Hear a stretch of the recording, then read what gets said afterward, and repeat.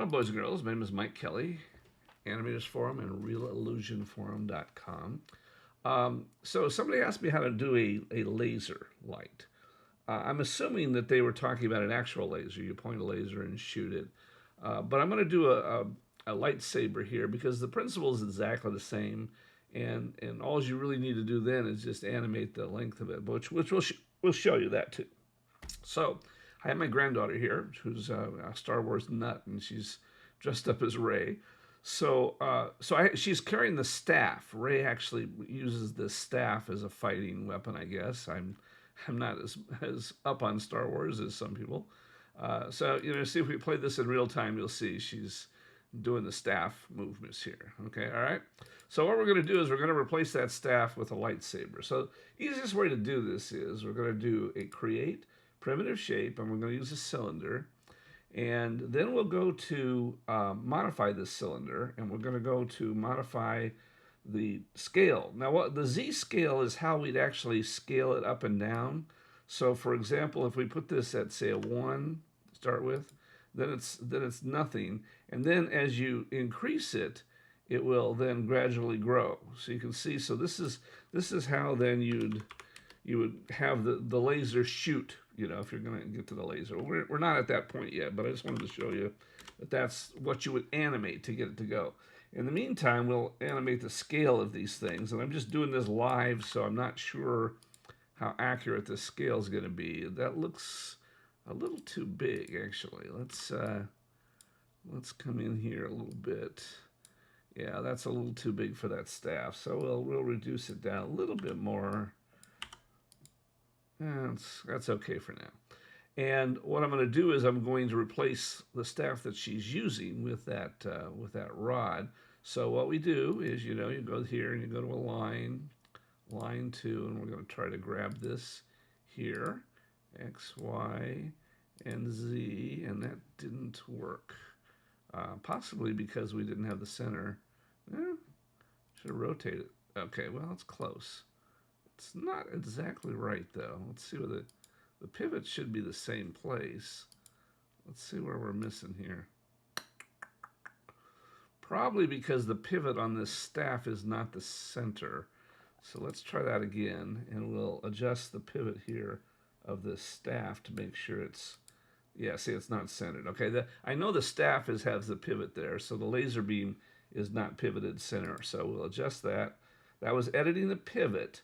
You can also move this, but don't be confused. This doesn't move the prop. It just moves the pivot point on that prop. So now that I have that edited, let's see if it will align a little bit better to her staff in some direction. So Y and Z, and perhaps the center, yeah, and the rotate. Yeah, we're close. Not sure why we're still not getting that, but that's okay. It's not the end of the world because we can always adjust things. I was just hoping to be a little bit easier on all this, but I didn't. So we'll rotate it around so it's approximately there, more or less.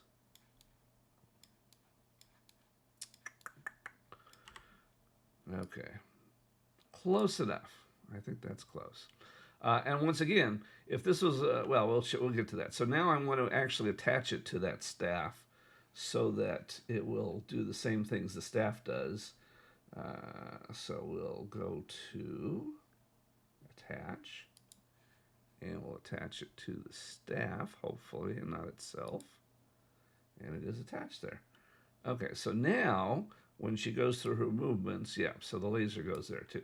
Okay, and then in the scene, we can go ahead and hide the staff. So now we just have that laser thing. Okay, so now how do we make it a laser? So the first thing you want to do is go into the materials, because it always comes down to materials. And here in this cylinder, we have a base color. You can do this a lot of different ways, but here I'm just going to show you an easy way. It's not, as long as the base color isn't white, you can always adjust the saturation and change the color of it, so you can get it to be, whatever color you want. And so there, well, of course, red laser. We've already got red in this scene. Let's make it a Let's make it something different. I'm not sure. Green. How about they have green lasers, right? The Star Wars things. Make it really green. Okay, so there's that color. And you might say, well, that doesn't look much like a laser, right? Next thing we want to do is adjust the opacity down a little bit, so it's a little opaque, not completely, but a little bit. And then we want to put a glow map in. And usually, I always tell you to start with a gray glow map. Again, the difference is this way you can adjust the color of this glow map.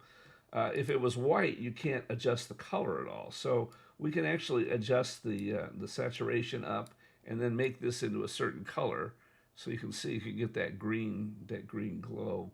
Adjust it with different colors on here to get different attributes. So there's that laser there. And again, you might want to play with an opacity map of some sort. I notice the opacity is not working really well here on this.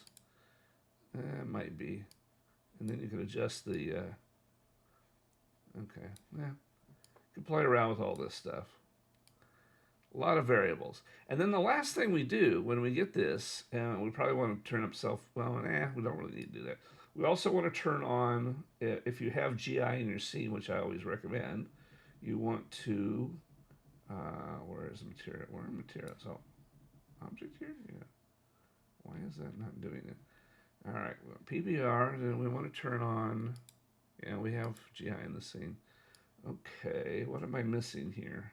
Illumination, there we go. I want to turn on the glow there so you can see that the laser glow is affecting the scene here. And then the last thing we do in the visual is you go into your base settings and you turn on HDR. And the reason we want to do this is the bloom scale then will bloom that laser out. So if we go back to our camera, you can see you can adjust the bloom to make that laser really glow.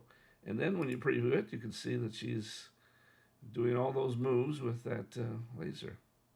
So I think that's the wrong camera. I think this is the better camera. There you go.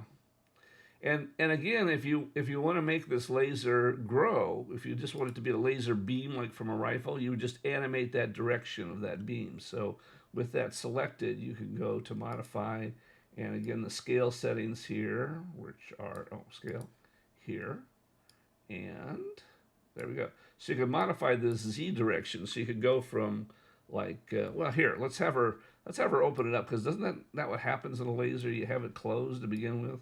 So we'll have it at 1, so it's nothing. And then as she comes up with it here, we'll animate it to, say, 30. And then comes over to here. There we go. And then animate that to maybe 100. Maybe. I don't know. That should be about right, I think. Yeah, there we go. So now when we play this back, and